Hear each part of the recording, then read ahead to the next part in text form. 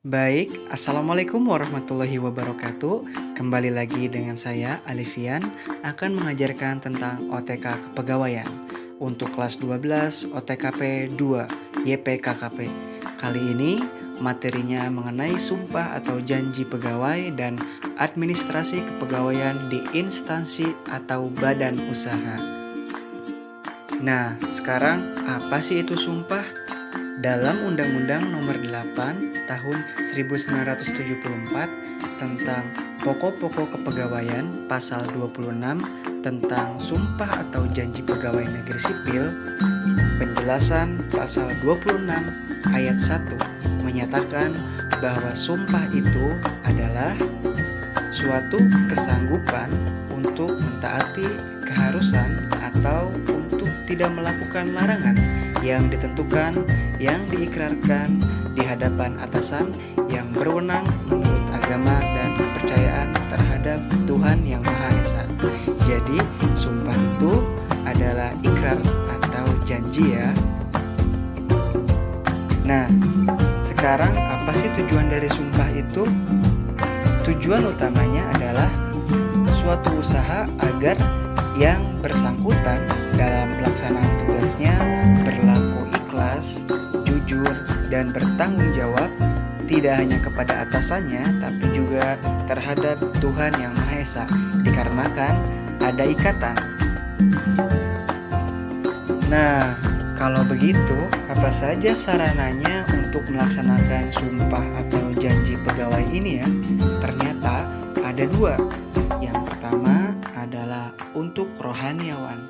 Apa saja sih yang dibutuhkan untuk rohaniawan ini? Yang pertama adalah mushaf Al-Quran yang baik ukuran kuarto. Yang kedua adalah naskah khutbah sumpah.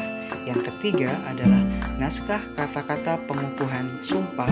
Dan yang keempat adalah naskah doa penutup upacara pengambilan sumpah.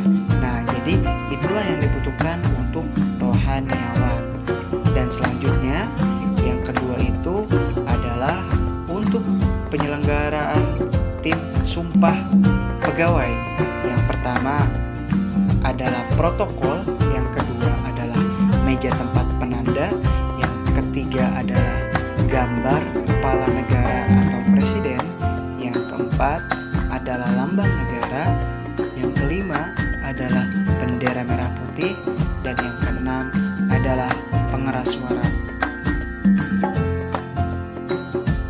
Nah, ada juga peraturan di dalam PP nomor 21 tahun 1975 pasal 5 diatur bahwa pengambilan sumpah jabatan atau pegawai negeri sipil harus dilaksanakan dengan suatu upacara hikmat.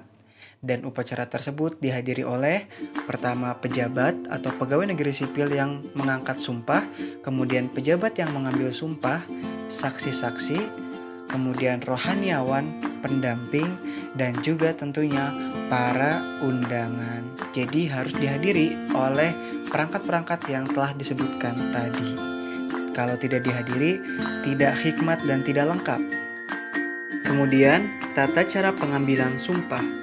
Pada waktu pelaksanaan pengambilan sumpah, pejabat yang mengambil sumpah terlebih dahulu harus menanyakan kepada jabatan atau pegawai negeri sipil yang akan mengangkat sumpah tentang agama yang dipeluknya untuk diambil sumpah sesuai dengan agamanya.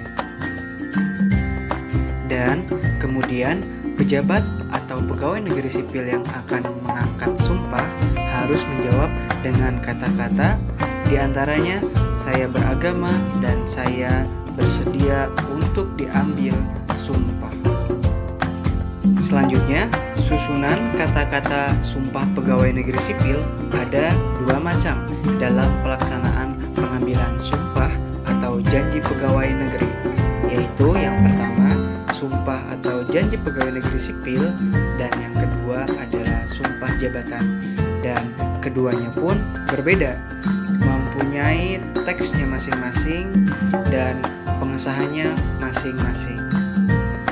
Bagi pegawai negeri sipil atau pejabat yang melanggar sumpah atau janjinya, dapat dilakukan tindakan pemberhentian tidak hormat dari jabatan negeri yang dipangkunya. sebagaimana tertera dalam pasal 23 ayat 3 Undang-Undang Nomor 8 Tahun 1974. Dan bagi pejabat di lingkungan badan peradilan dapat menyebabkan tidak sahnya putusan atau penetapan yang dibuat oleh mereka.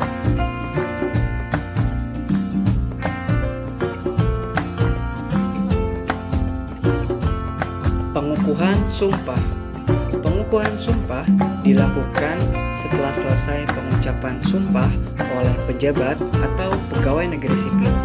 Pengukuhan sumpah bertujuan untuk lebih memantapkan pelaksanaan penyumpahan dan untuk lebih memberikan warna keagamaan.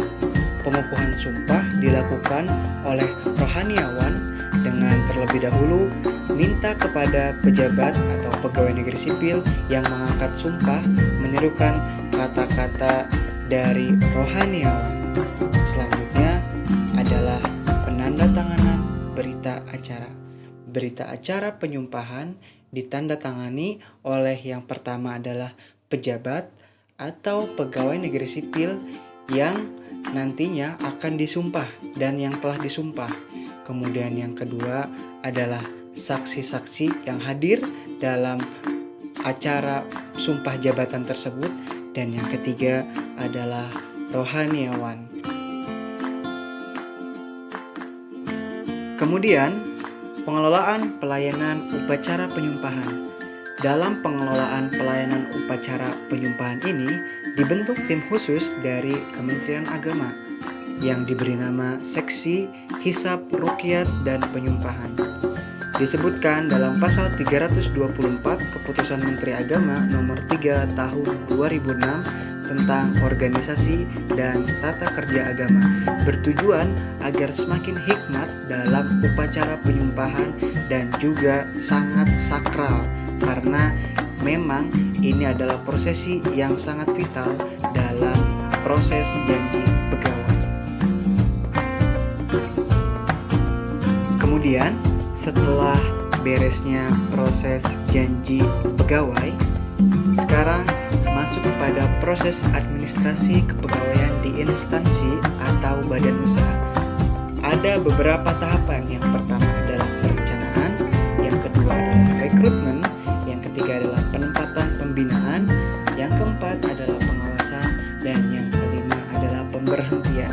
Nah, setiap tahap ini merupakan tahapan umum yang ada dalam administrasi kepegawaian, tergantung instansi tersebut ataupun badan usaha yang memberlakukannya.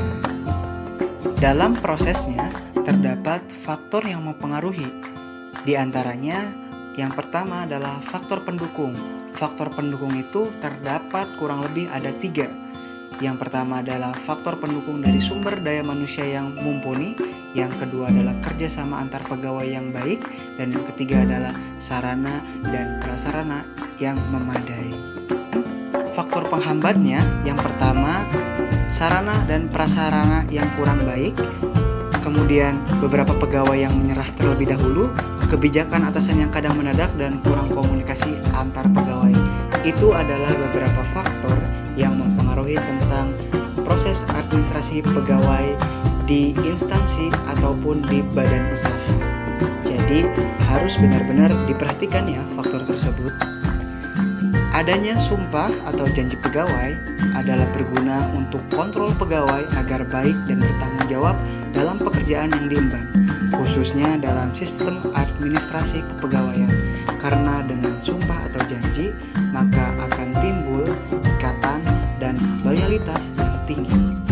Sekian, terima kasih. Sampai jumpa lagi.